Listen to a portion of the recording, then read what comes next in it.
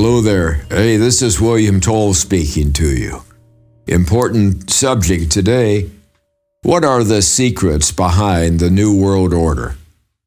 Well, there is a spirit abroad in the land, and some people call it the New World Order, some globalism, some social Marxism. Now, it takes on many guises to confuse you, but it's always the same spirit.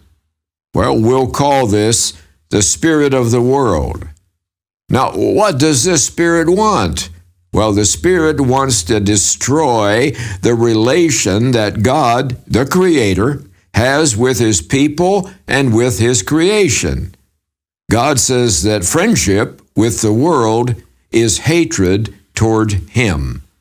Now, the purpose of this spirit is to make all people complicit and dependent on the world systems, where more and more power is controlled in fewer and fewer hands. Well, it will clothe itself in wonderful words like equality or opportunity to try to confuse you, but underneath it always is the same goal: power over others. Well, that's how you can recognize it. Now, I, as the watchman on the wall, am sent by God to define what this spirit is and to bring its goals and activities out into the light. Well, eventually everyone must decide where their heart inclines. Now, the mouth often says what others want to hear and is easily changeable, but the heart's beliefs are far deeper, more permanent. Now, in modern history, men who have achieved material success, it's almost exclusively male, have felt that their elite education and material good fortune were the proof of their enlightenment and their exceptional worth to society. Well, they believe that they alone have the right to set the rules and put organizations in place to rule over the world's people. Well, their exceptionalism gives them the right to govern the lives of families, not their own, and in a borderless world of their design. This includes the basic decisions that families should be making for themselves, such as health and education and risk. Now, whether this is non-governmental organizations associated with the West, such as the IMF, the WTO, the WHO, or global corporations or activists, philanthropists, or even the Chinese communists, the aim is always the same: to separate the individual from the accountability to each other and to their Creator, and to consolidate power. Well, each of these forces are aligned under the spirit of the world, and even though they themselves deny it, well, this is the spirit that is known by the moniker of the New World Order.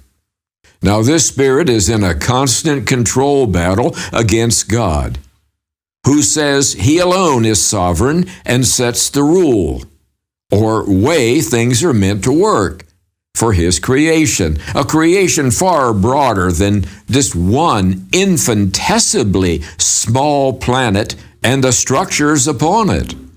Is a battle between the rich man's pride and ego and God's love and omnipresence. Well, these are the secular elites loyal to a secular religion. Well, for the present, they have a predominantly Anglo-Saxon mentality. Their spirit is especially strongly felt in New York and in London, nearly as prominent in Washington, D.C. and Brussels, and in a slightly different form in Beijing. Well, the spirit of this world values people by their wealth and assumes that everyone has a price. Where do you live? What do you do? How expensive are your possessions? How exclusive are your peers and clubs? And what your credentials and networks are. Well, these are how they measure the worth of a person, whether you are in or out. Well, this is in direct opposition to the way of valuing people by their personal integrity and their ability to contribute to the needs of their neighbors. One system measures the size of the heart, and the other one measures the size of the wallet. Now, the spirit of the world rewards those who are loyal to its tenets and punishes those who are not. Well, they are meaner and more ruthless than you can imagine. Their enemies in priority are this: family loyalty, a larger family, and that is patriotism, highly intelligent people who cannot be bought or coerced, and idealistic or romantic ideals that develop a personal charismatic following, and normal people, the middle 80%, in the streets, angry and able to communicate with each other. I mean, the French Revolution has left a lasting, vivid impression on these people. The elites who serve the NWO purposely disguise themselves in the world. Well, they have learned much from history, and they put it into practice. A nation with boundaries is always at risk of invasion from a stronger nation. So they have no fixed nationality. They have greater loyalty to each other's schemes than they do to many places they live. A fixed physical address will attract hangers-on and beggars and kidnappers, etc. Well, they have no address that can be compromised. Claiming to own anything on paper, and then you will be continually sued by someone trying to get lucky. So they obscure their record of ownership. They depend on the fact that no one knows they exist.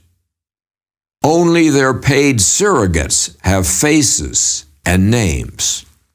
And now they have no need for military assets, since their wealth is deeply embedded in all the world's key organizations and committees, so that many militaries do their unquestioned bidding on request. Well, to pursue their goals, the elites who subscribe to the spirit of the world desire a great reset, a dramatic interruption characterized by fear and confusion in the rhythms and traditions of people that would lead to an entirely new reordering of the world. Now, we're not talking about simply a new order of the nations at the top, but a world characterized by global governance and the free and continual flow of populations throughout a borderless world without sovereign nations. Well, in this world, people would have no ownership of anything, nor aspiration to anything. There will be no hindrance to the free and carefully disguised consolidation of money. Those in control create the volatility and benefit on both sides of the transaction. Their desire to dominate has always been there, and the means are becoming more readily available. Through the application of Moore's law, the rapid advancement of technology by technology, well, they can now control the world from obscurity. This emboldens them to challenge a God they do not believe exists, dominating and bending people to their will. They will always use fear, a highly contagious emotion, and confusion that immobilizes action. The forces of the NWO continually position themselves as the guarantors of peace and prosperity and they gain loyalty by taking advantage of the normal human tendency to cling to security. Well, in reality, they continually stir up conflicts between nations and peoples. They are universally troubled by the exponential explosion of the world's population in the last 200 years. Now, they confuse us by making us think they are capitalist in their actions when they are actually Marxist in their hearts. They noisily defend democracy, but none of the organizations they have put in place so far have any vestige of democracy in them. Well, they would be appalled if the masses had any say in their operations. Now, let me read you something. Konrad Adenauer once wrote, "For the great struggle between Christianity and materialism is fought in the soul of the youth.